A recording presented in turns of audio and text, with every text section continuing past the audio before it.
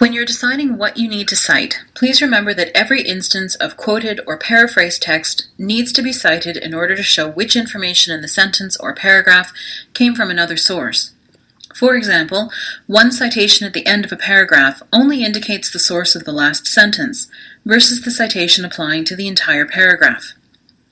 Failing to cite is plagiarism, and failing to cite correctly could also be considered plagiarism, so please cite your sources correctly and accurately.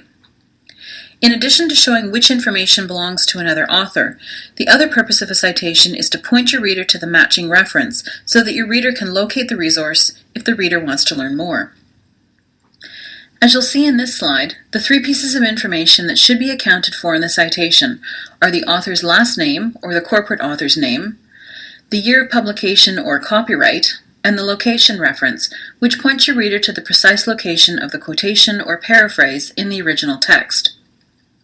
In the examples on this slide, the location references are page and paragraph numbers. If you're working with a resource that provides page numbers, such as a book or a report, use page numbers.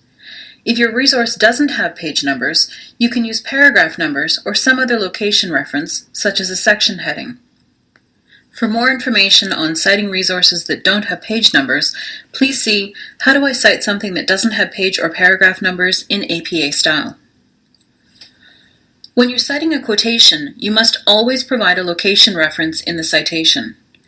The APA style rules don't require location references for citations to paraphrase text, but they encourage authors to provide them since they will make it easier for your reader to find the information. Without that location reference, your reader is going to have to read the entire text to find the information because they can't search for a quotation.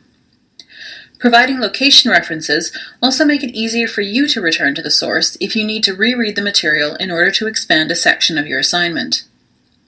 For more information on whether or not to use location references in citations to paraphrases, please see What is Paraphrasing in APA Style. Whatever approach you choose for citing paraphrases, please be consistent throughout the work. There are a couple of approaches that you can use to cite sources. On this slide, I have named the author as part of the signal phrase.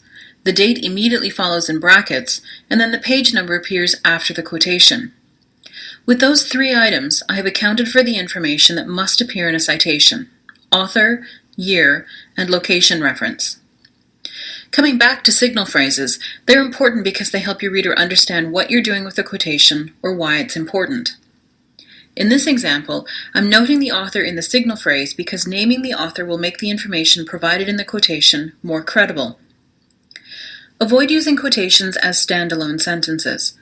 By embedding a quotation in a sentence, either by using a signal phrase or providing other discussion, you're showing how you're using the quotation or why you think it's important, rather than assuming your reader will interpret the importance of the quotation in the same way that you do.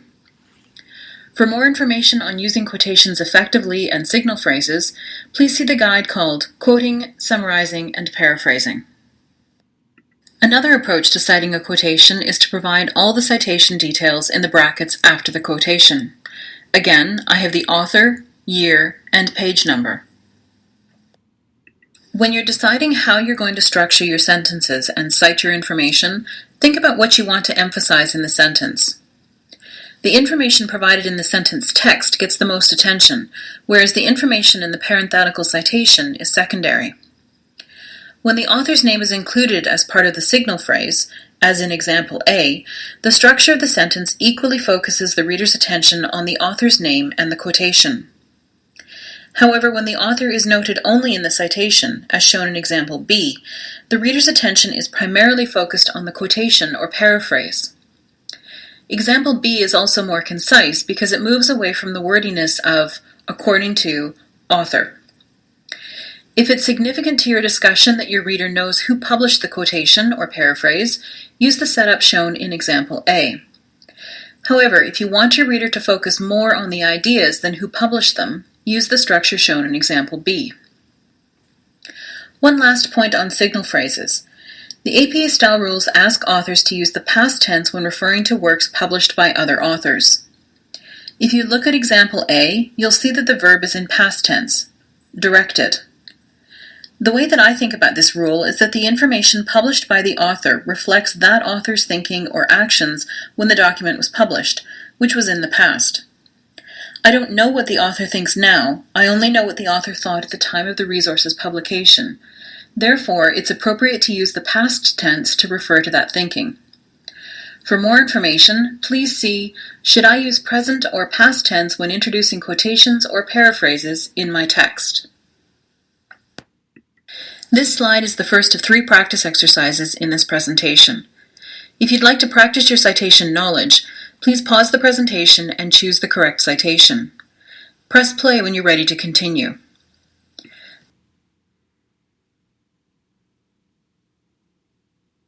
The correct answer is B. A is missing P dot before the page number. C is incorrect because page is spelled out in full. D is incorrect because it is missing the year of publication or copyright. For more practice exercises, please see the APA-style practice exercises. For more information on citations, please search right answers by keyword or refer to the APA Help Guide.